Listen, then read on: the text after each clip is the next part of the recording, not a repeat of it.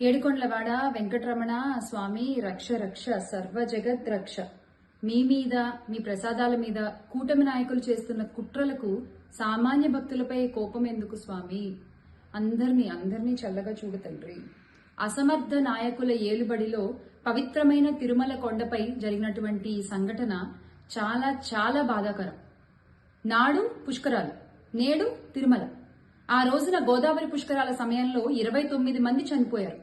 ఈ రోజున తిరుమలలో 6 సామాన్య భక్తులు ప్రాణాలు కోల్పోయారు. ఇంకా 40 మంది తీవ్రంగా గాయాల పాలై ఉన్నారు.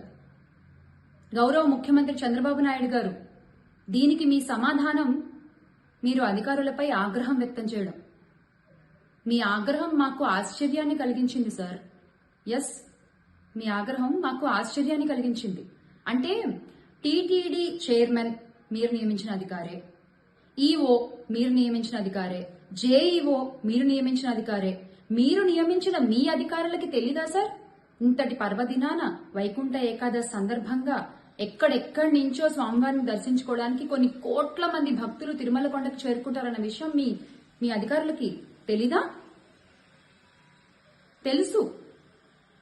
దానికి తగ్గట్టుగా ఏర్పాట్లు చేసుకోవాలని తెలీదా? తెలుసు. కానీ ఏముందిలే, చిన్నచూపు. అవునా కాదా సార్? జరిగిన సంఘటన చూస్తుంటే అవుననే అనుకోవాలి. అంటే సర్వదర్శనంలో లైన్లలో రోజుల తరబడి నించుని ఆ స్వామివారిని దర్శించుకునే భక్తులకి కనీసం మంచినీళ్లు, ఆహారాలు ఎలాగో మీ కూటమి ప్రభుత్వం అందించట్లేదు. కొండకి చేరుకున్న భక్తుల ప్రాణాలు పోకుండా కట్టుదిట్టమైన ఏర్పాట్లు చేయాలి కదా చంద్రబాబు నాయుడు గారు? ఇది మీ వైఫల్యం కాదా? మీ ప్రభుత్వ వైఫల్యం కాదా?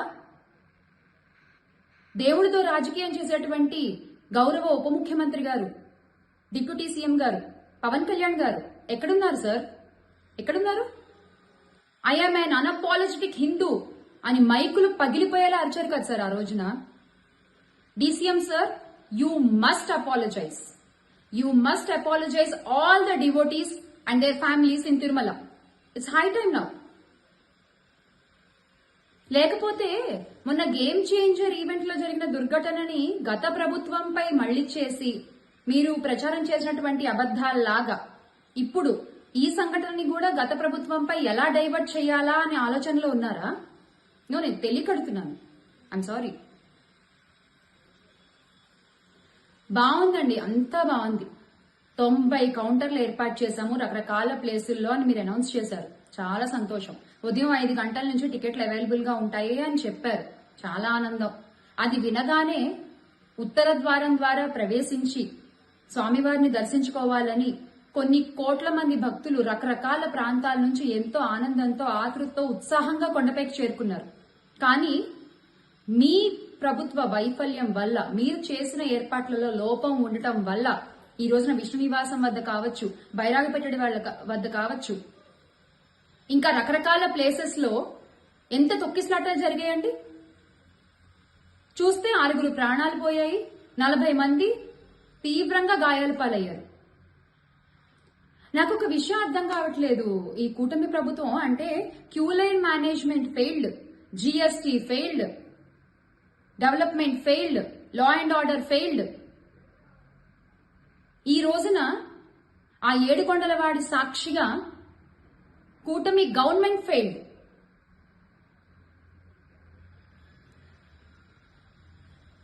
తిరుమల కొండపై జరిగిన ఈ దుర్ఘటనలో ప్రాణాలు కోల్పోయిన వారి ఆత్మలకి శాంతి చేకూరాలని మనస్ఫూర్తిగా స్వామివారిని కోరుకుంటూ, ఆ కుటుంబానికి ఈ కష్టాన్ని ఎదుర్కొనే ధైర్యాన్ని ఇవ్వాలి అని నేను కోరుకుంటున్నాను. అలాగే ఈ కూటమి ప్రభుత్వానికి మరొక చిన్న రిక్వెస్ట్. మా పార్టీ సీనియర్ నాయకులు భూమన కరుణాకర్ రెడ్డి గారు, అలాగే ఆర్కే రోజా గారు చెప్పినట్లుగా చనిపోయిన కుటుంబాలకి ₹1 కోటి మీ ప్రభుత్వం తరఫున మీరు చెల్లించాల్సిందే.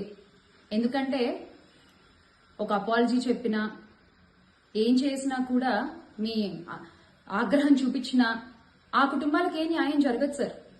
మీ తరఫున కనీసం ఈ సాయం అందించండి. ఇందులో వైఫల్యం లేకుండా చూసుకోండి.